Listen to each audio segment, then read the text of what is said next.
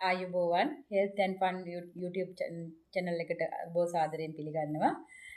සුවච දිවියකට ව්‍යායාම. නිවැරදි ක්‍රියාකාරී ව්‍යායාම මගින් හෘදය සහ පෙනහළු වල ක්‍රියාකාරීත්වය හොඳින් පවත්වා ගන්න පුළුවන්.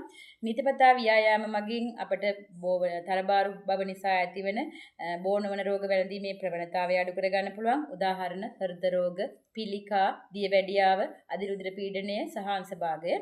දියවැඩියාව හා හෘදයාබාධ වලින් මිය යන ප්‍රවණතාවය අඩු කර ගන්න පුළුවන්.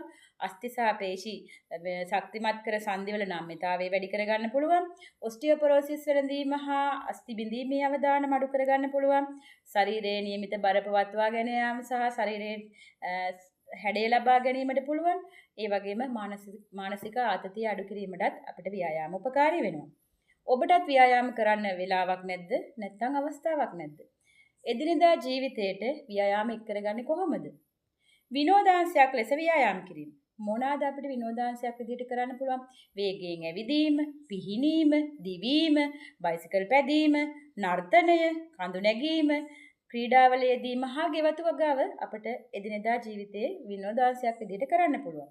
ඊට අමතරව එදිනෙදා ගේ දොර වැඩ කටයුතු කිරීම මගිනුත් ව්‍යායාම ලබා ගන්න පුළුවන්. මොනවාද ඒවා? වතුර ඇදීම, ගෙදර අතු ගෑම, මොප් කිරීම, දෑත භාවිතයෙන් රෙදි සේදීම, වාහන සේදීම, දර පැලීම, පිටි කෙටීම, උදළු ගෑම. එදිනෙදා කාර්යයන් සඳහා හැකි සෑම විටම පයින් ගමන් කිරීම හෝ ඒ වෙනුවට බයිසිකලයක් භාවිතා කරන්න. බසයෙන් බැසීමට ඇති ස්ථානයට බස් නැවතුම් 2කට හෝ 3කට පෙර බසයෙන් බැහැලා පයින් නැවිදගෙන යන්න. විදුලි සෝපාන වෙනුවට පඩිපෙළ භාවිතා කරන්න.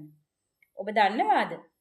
සිරුරට ව්‍යායාම නොලැබීම නිසා උද්ගත වන හෘදයාබාධ ඇතිවීමේ ප්‍රවණතාවය දුම්බීම නිසා ඇතිවන හෘදයාබාධ ඇතිවීමේ ප්‍රවණතාවයට සමානයි කියලා. එහෙනම් දිනකට පැය භාගයක් ව්‍යායාම කිරීම මගින් අපිට මේ අවදානම අඩු කරගන්න පුළුවන්. ගිහින් එන්නම් සුබ දවසක්.